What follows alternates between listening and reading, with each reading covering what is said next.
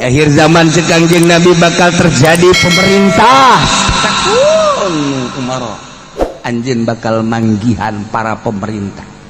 ta'rifuna nyaho anjeun kehebatanan watun kiruna tapi anjeun bakal inkar anjeun nyaho kagagahanana tapi hati anjeun bakal inkar anjeun nyaho kehebatanana tapi hati anjeun bakal inkar anjeun nyaho kapinteranana tapi hati anjeun bakal inkar. Lima ya Rasulullah kunaon lantaran teu percaya setik ketika can kana kajujuran jeung keadilanana cek sahabat atuh tuh ulah perangan be lah masal ulah selamanya na salatkeun lantas kumaha tuh kami atau masyarakat saat eta lamun jelema nu manut cilaka jelema nu nurut cilaka atuh kudu kumaha dengekeun ulah dituturkeun instruksi na ente bakal salamet geus dijelaskeun dina hadisna kumaha seperti eta di akhir zaman bakal kapanggih urang jeung pemerintah bakal kapanggih urang jeung penggede hebat istimewa tapi hate kabeh inkar saat eta kade urang nuturkeun bae kumaha manehanana untuk selamat tapi nuturkeun aturan-aturan sepenuhna ulah geus dijelaskeun ku Kangjeng Nabi ulah di zaman urang engke meureun saurangnya zaman anak urang lah atau incu urang di zaman urang mah geus bok-bok ieu atuh komo ka ditu na beureun seperti eta ya Allah ya Rabb ieu beker cerita sahabat saking hebat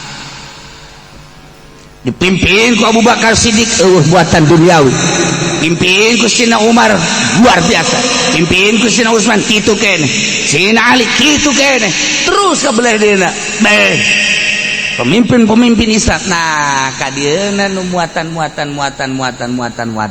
seperti kieu titah perang teh embung ieu mah keur carita bae urang ge embung ieu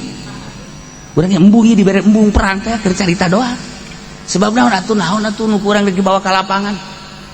neuk naon atuh kurang dibawa ka lapangan penca aja urang mah kakarak ge 2 jurus jeung ngaguling kumaha hah tatoel urang mah bolo-bolo ku senjata ku eta doang ge tah kunaon garang-garangna tah cucuk pandan set aduh boro-boro perang urang ai baheula wapan Ki Ahmad di gusur ti Serang datang ka pos ku kuda cet datang ka pos nepak dada cak Belanda ini bukan orang ini dia kumaha coba tuh baheula mah karar itu hah ndek perang siap tempur jeung Belanda sararieun porosotkeun calanana disuntikan pelerna make cucuk kali age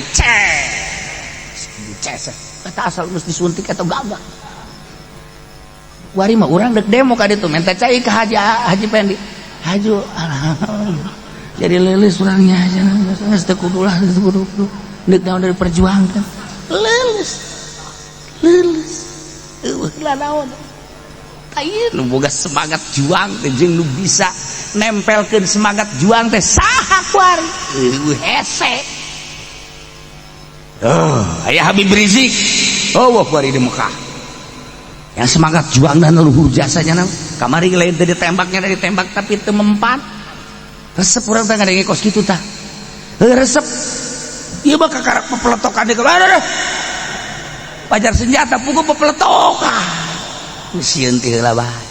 urang resep teh boga pamimpin kitu tapi pamimpin gagah siap adapun sesuai jeung teu sesuaina eta mah urusanana urusan politik ngan ieu mah keur carita gagah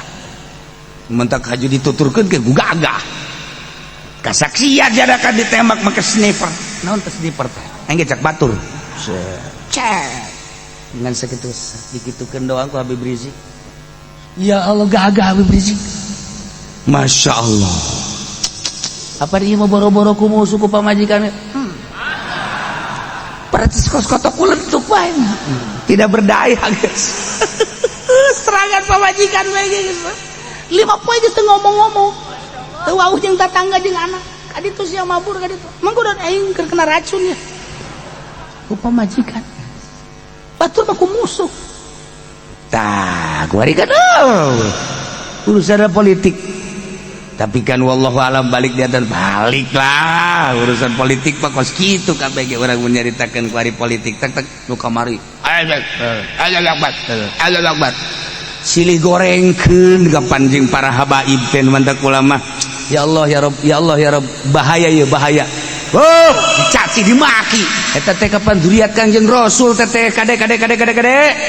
kajen kumaha salahna ge kade ulah sebab urang keur dipermainkeun kuari lalai sasalaman lain jeung kecebong deui jeung kuya sasalaman geus tuh nyana mah geus masalah neangan kedudukan posisi di dia urang mah di dia raheutkeun keur ieu kan geus dibacakeun si hade kontrol si hade sebab naon lain agama nu deuk diperjuangkeun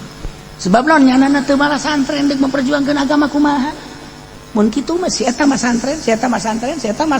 baheula